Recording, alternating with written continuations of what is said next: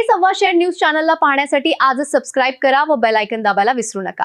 नवीन नवीन video पाहण्यासाठी आजच आमच्या चॅनलला फॉलो करा। तसेच मे 2025 ला आमची ग्रामसभा झाली। त्यात आमच्या गावात एक वाचनालय नुसती मान्यता घेऊन ठेवून लाखो रुपयाचा निधी लुटीत असल्यामुळे ते वाचनालय कायमस्वरूपी बंद करणे आणि त्याच्यावर वसुली लावायचा असा ठराव घेतलेला आहे। तर 1 मे 2025 चा ठराव असून सुद्धा मग तो मी ग्रंथालयाकडे सुपूर्द केला की यांना कुठलंही अनुदान देण्यात येऊ नये। परंतु माननीय सरपंच यांनी यांच्या अधिपत्याखाली मनमानी कारभाराने पत्रव्यवहार जे केले, म्हणजे यांनी ग्रामसभेला केराची टोपली दिली आणि गावचा कामकाज म्हणजे पंचायत राज याच्यावर अवलंबून असतो। आणि मग तिथे चुकले त्या अनुषंगाला धरून मी आज रोजी त्यांची निलंबनाची मागणी करण्यासाठी मी रितसर कायदेशीर बाजूतून बसलेलो आहे। तसेच एक माझ्या घरासमोर 500 फूट पाईपलाईन झाली, आपलं 500 मीटर पाईपलाईन झालेली आहे। त्याच पेमेंट 2,90,000 रुपये वितरित करण्यात आलेले आहे। तरी ते अतिरिक्त पेमेंट वसूल होऊन दोषीवर योग्य ती कारवाई झाली पाहिजे।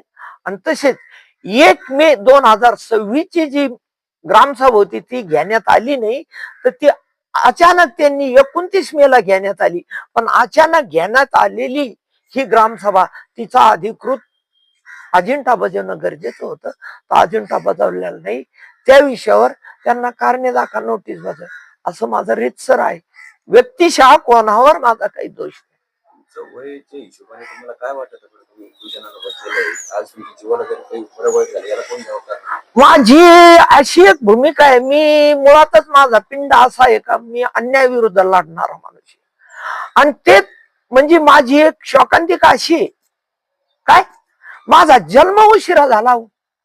माझा जन्म जर 30-35 दरम्यान असताना तर भगतसिंगच्या फोटो बरोबर माझा फोटो निघाला असता भारत। तुमच्या वेळ यायला नाही पाहिजे होती बसायची का?